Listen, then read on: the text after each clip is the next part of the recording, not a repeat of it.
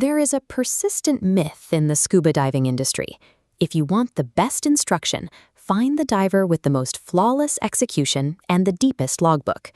But technical proficiency and pedagogical skill are entirely separate disciplines. Being able to execute a complex maneuver at 200 feet does not mean you know how to teach a panicked beginner to clear their flooded mask. Strong aquatic skills and basic professionalism are merely the entry fee for all instructors. They are the minimum requirements, not the traits that differentiate the great from the average. An instructor's true effectiveness is determined almost entirely by how their specific psychological profile matches the exact environment they are teaching in. Plotting the technical complexity of the environment against the student's need for emotional support creates distinct zones. Open water demands high emotional support, low complexity. Cave diving requires extreme technical complexity, low emotional handholding. Disability instruction requires extreme adaptability and high emotional support. Because these daily realities are so radically far apart, a personality optimized for one quadrant is often a dangerous liability in another. Consider the open water instructor. They primarily teach beginners, people who are often anxious, highly excitable, and completely unfamiliar with the physical sensations of being underwater. This table from the industry's training documentation shows the specific psychological traits demanded at this level. Under the open water column, patience and communication are marked as very high, while adaptability sits lower at medium. Looking at this as a radar chart, the ideal open water profile spikes outward heavily in patience, empathy, and continuous enthusiasm. The entire goal here is to transform nervous novices into comfortable, confident divers. It requires a constant stream of positive reinforcement. Achieving that transformation requires a heavy emotional toll. Managing other people's anxiety while constantly acting as a cheerleader is exhausting labor. Divers with highly analytical, rigid, or introverted personalities, no matter how skilled they are in the water, often experience rapid burnout when placed in this specific role. Success in open water relies far less on demonstrating flawless physical mechanics and almost entirely on expert emotional management. Cave diving instruction operates at the complete opposite end of the spectrum. In an overhead environment, the technical risks are extreme, and minor errors carry fatal consequences. When we map the cave instructor profile on a radar chart, we see a severe drop in empathy. Instead, the shape maxes out on risk management, extreme attention to detail, and absolute calmness under pressure. This environment demands a mindset of controlled paranoia. The instructor must enforce unyielding discipline regarding procedures like the strict rule of thirds for managing breathing gas. The historical benchmark for this elite level of discipline is Sheck Exley. His methodology helped turn cave diving from a reckless pursuit into a highly structured sport. Exley's approach was heavily shaped by his life outside of diving.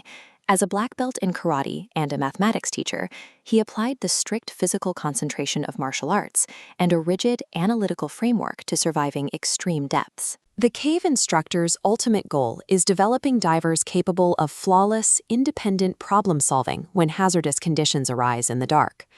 To achieve this, the instructor must actively strip away the macho culture that pervades much of technical diving. They have to refuse emotional handholding, prioritizing survival mechanics over their student's ego.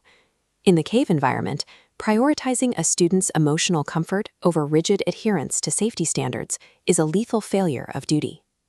Then there is the highly specialized realm of accessible or disability instruction. Here, standard equipment and traditional by-the-book teaching methods frequently fail. Look at the radar chart for the disability profile.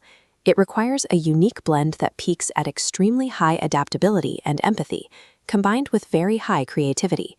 The instructor faces a constant puzzle. They must continuously invent new ways to adapt basic techniques to fit highly individualized physical, sensory, or cognitive needs. This path demands an advocacy mindset. The instructor rarely works alone. They collaborate extensively with external carers, understand strict medical parameters, and coordinate with support divers. Accessible diving requires an adaptive innovator. They must prioritize maximizing a diver's independent achievement over strict adherence to rigid training protocols. You cannot simply sign up and buy your way into these specialized instructional roles. This text outlines the rigorous quality control reality.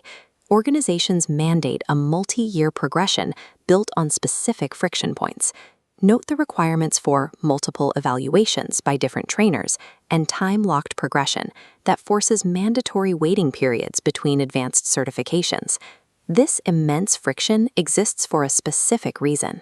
It is designed to weed out technically gifted divers who are overconfident or arrogant. Prospective instructors undergo lengthy apprenticeships. Sponsors focus on instilling organizational philosophy and safety ethics, rather than just grading physical skills in the water.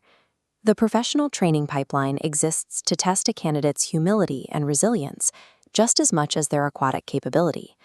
So how do you apply this analytical framework to your own diving career? This flowchart helps map your inherent personality triggers to the right path. If you excel at managing anxiety, you belong in open water. If you thrive on rigid analytics, look toward cave instruction. If you prefer individualized problem-solving, accessible diving is your match. Do not force a career fit.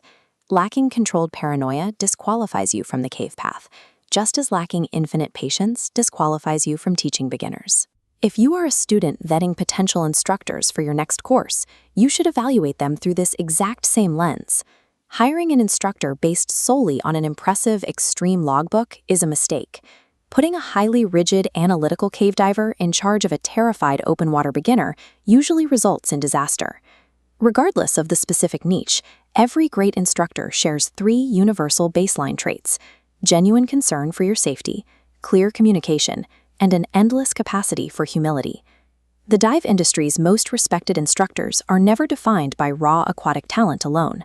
They are defined by their precise psychological alignment with their students' exact needs.